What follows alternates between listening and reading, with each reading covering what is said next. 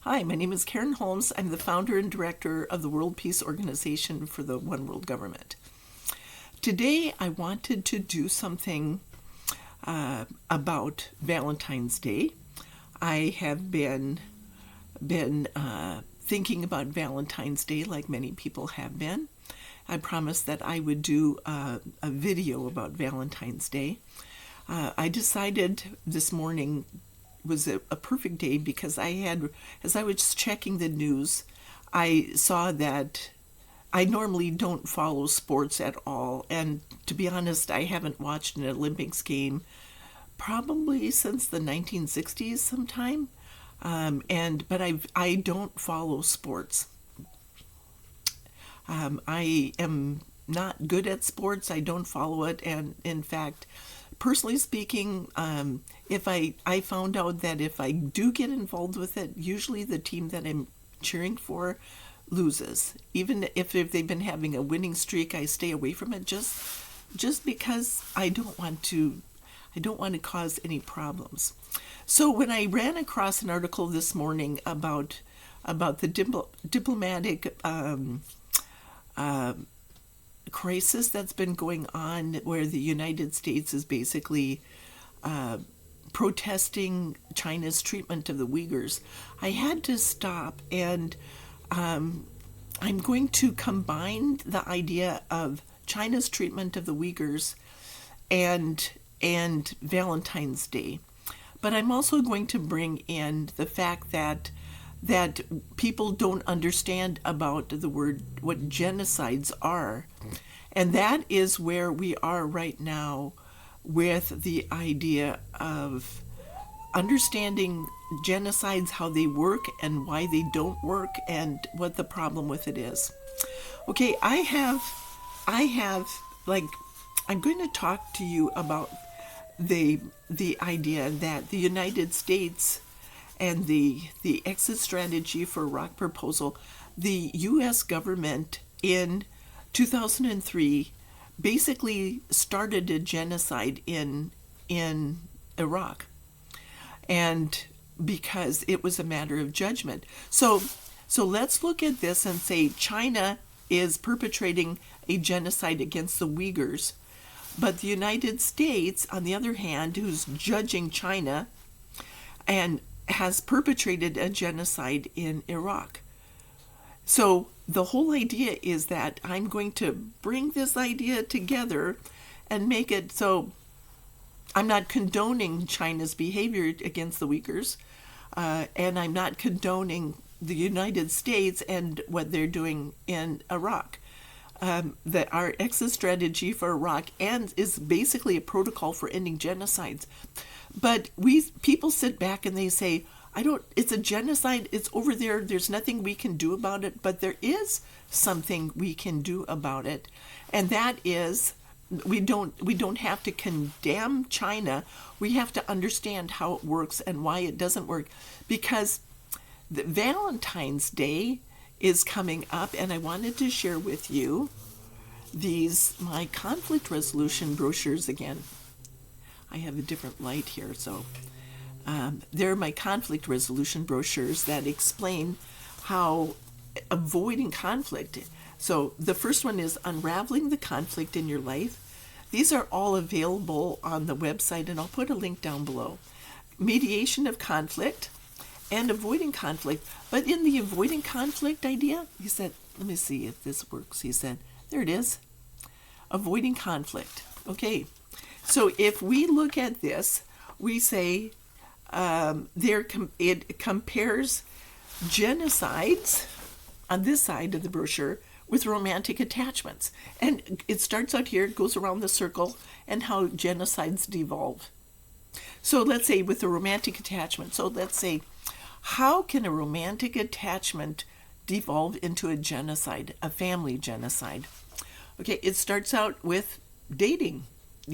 So think about all the flowers that are being bought now. Everybody going out, and what am I going to do for Valentine's Day? Am I going to have a dinner date or something like that?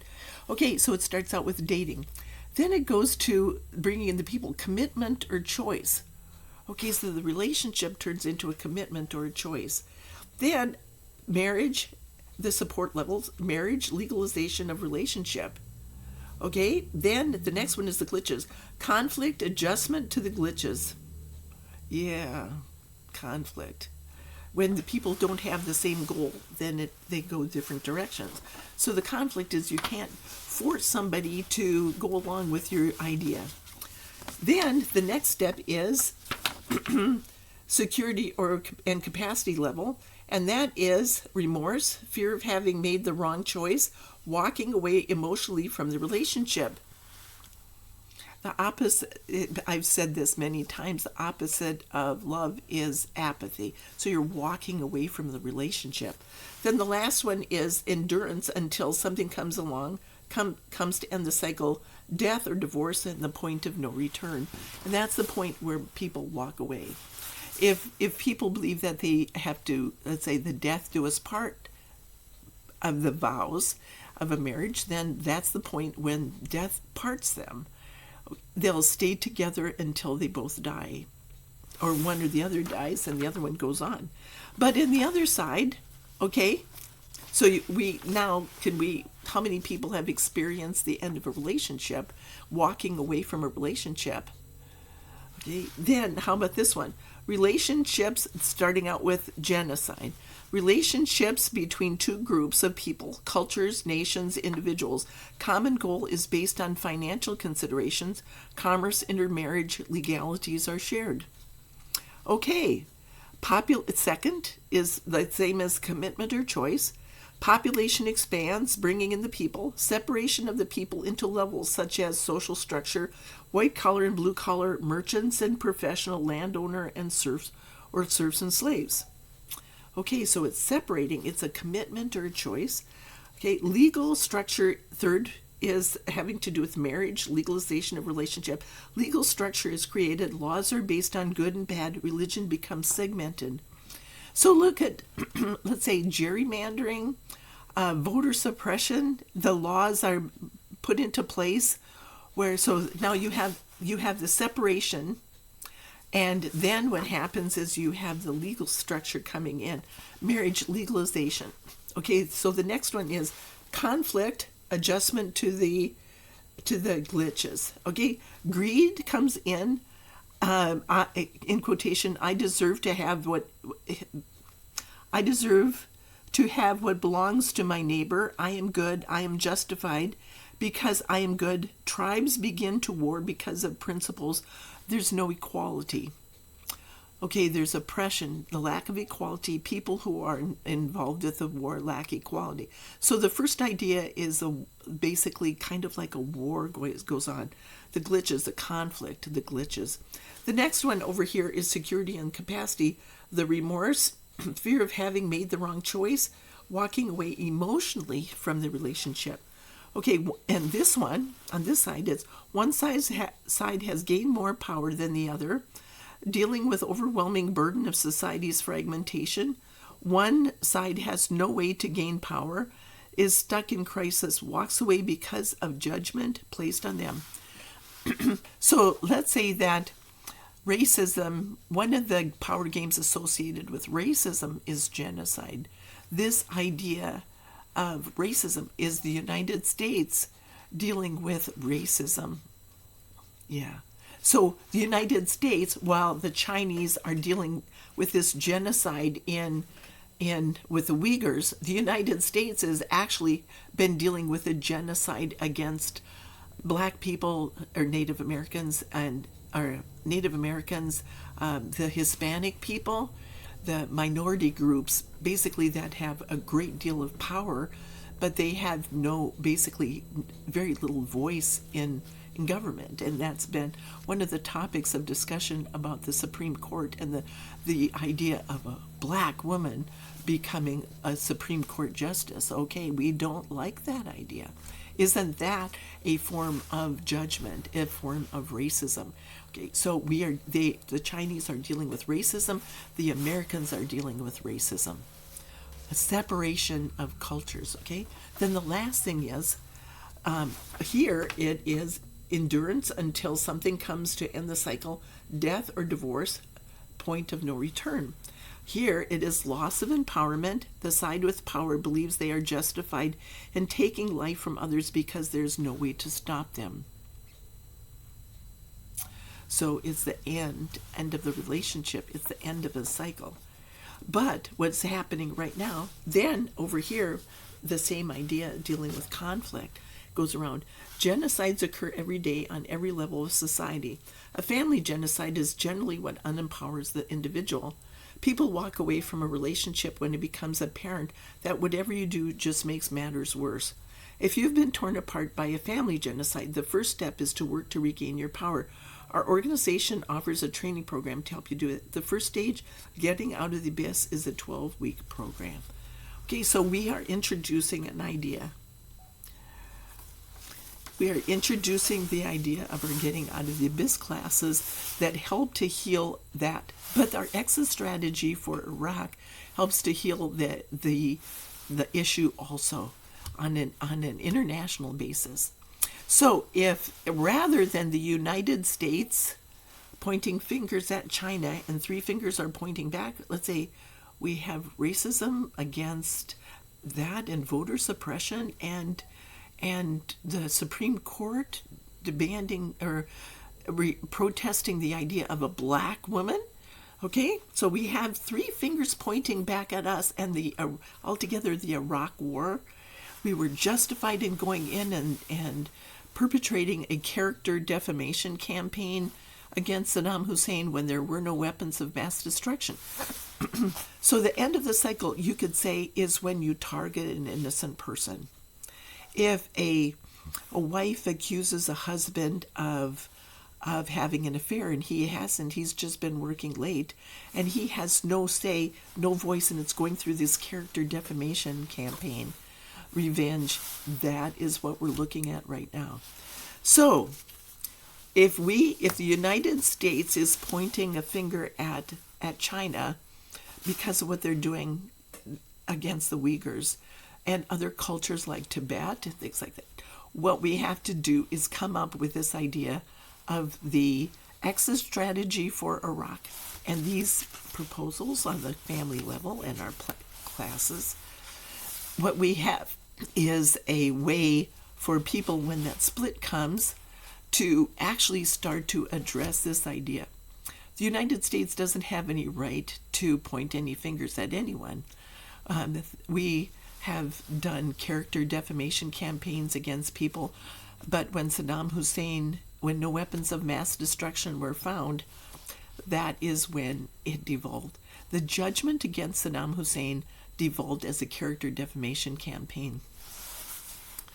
So I recommend, instead of the United States pointing fingers at China, I recommend the United States and China start to look at the idea of character defamation and genocide. How a genocide devolves based on this idea of these conflict resolution brochures. And basically, we start to address all the ramifications of this. And this is a really, really good time to do this because of Valentine's Day. And in the Faith of the Pure Ray, I've talked about this before, and so in other years I have talked about how character defamation, or how Valentine's Day and romantic attachments turn into genocides.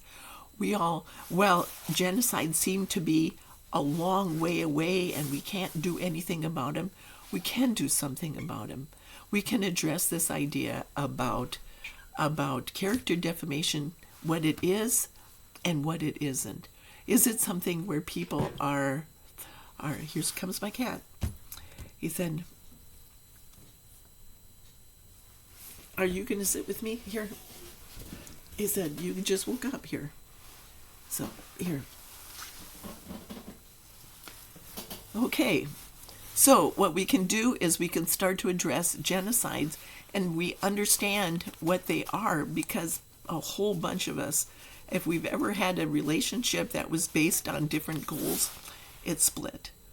Okay, so if it turned into a genocide because of character defamation, if it went down those steps, a romantic attachment, and look at how many people right now are in the process of getting ready to start a genocide. Okay, so that's all I wanted to talk about today. We don't have the right to point fingers if we have perpetrated any kind of judgment against another person. All we can do is, this is the end of the cycle now, because it's time for this exit strategy for ROC to go forward. And we're going to start out with these brochures address the organization, and the getting out of the abyss classes are the responsibility. I have to bring in other channels to do this. So the next person to come in, it's time for him or her to come in and assume responsibility for this. My project is the exit strategy for Iraq, and I am dealing with this idea. The first step of the planning process, the Track Our Progress planning, which is on the website too. All you have to do is go on the website, and the menu for the reference area is on one side, and the Track Our Progress is on the other side of the page. You can get these in the PDF form and print them out. Go ahead. And then what happens is the Track Our Progress planning is the next step, is when the other person comes in to help with the getting out of the abyss classes, then we go and we start my books are the first one. And I wanted to talk about Saddam Hussein for a minute. Okay, Saddam Hussein wrote a book. He wrote a book. In fact, I've been thinking about ordering a copy of it if I can find one. Saddam Hussein wrote a book, and he talked about the oppressors. He said his book was it was like an allegory about oppressors, and he was talking about the United States being an oppressor, treating them not equally. You know, the United States and China both are members of the UN Security Council, and they have more power than all the other countries. When he wrote that, people made fun of him. But I had a very interesting experience. I wrote a book. I channeled a book with all the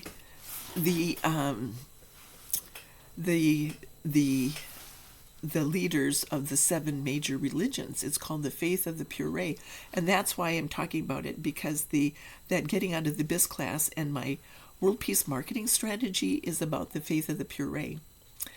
When I channeled that book, it started out with Saddam Hussein. Okay, so it has Jesus, Moses, Muhammad, Gautama Buddha, the Prophet Muhammad, Rama, Confucius, and Lao Tzu.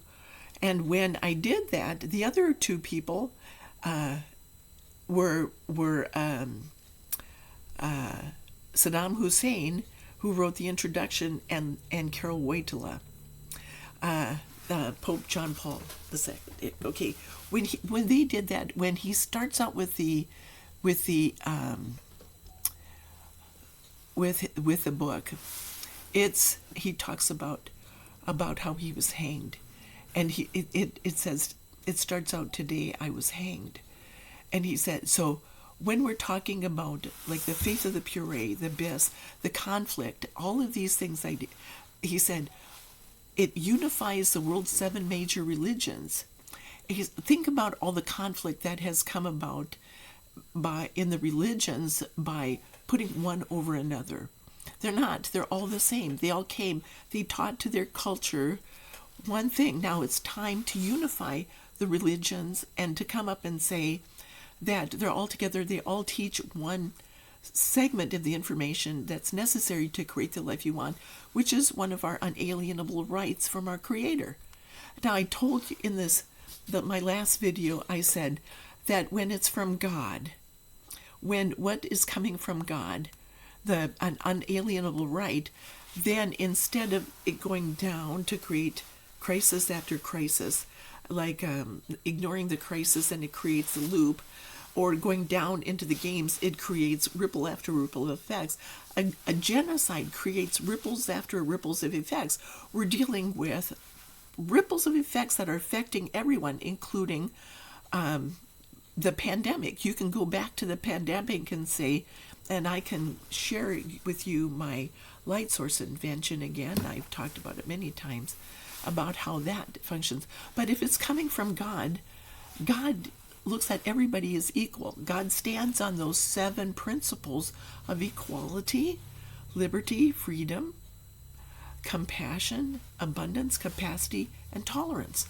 So we're looking at all of these ideas and to unify everybody and to see the ripples of effects that go out.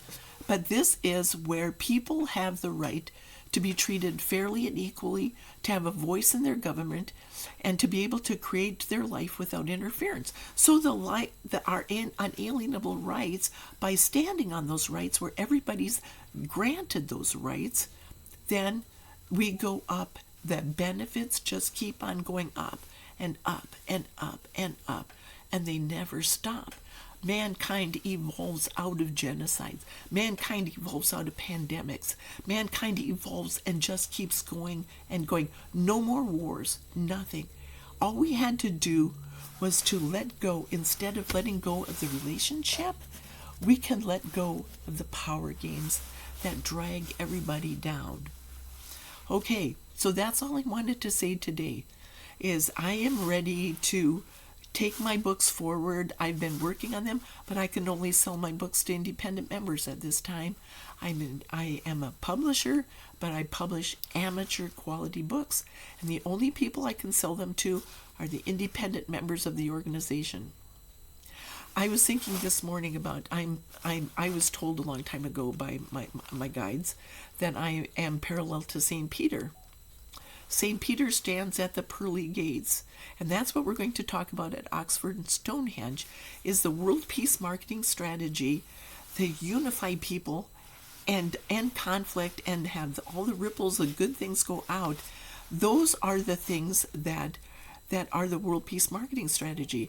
I have a book of life. Basically, your name has to be in the book of life to do that. So if you are going to do the book of life where you have the right to create your life without interference, then the book of life is actually to be part of all of this where you are working to create your life.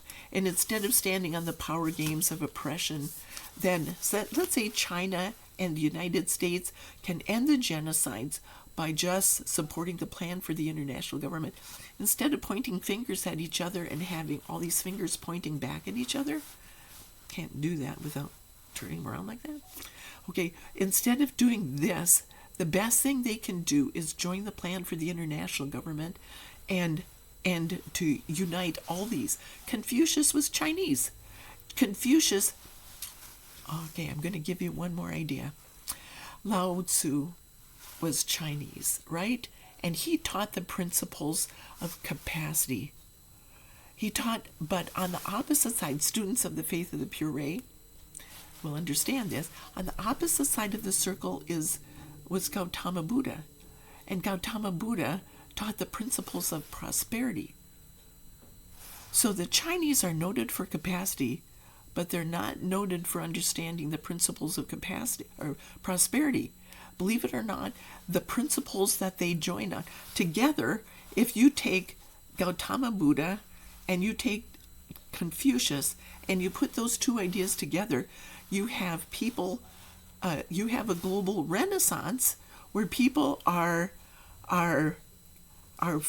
functioning from their capacity, but they're also standing on the principles of prosperity that Gautama Buddha taught.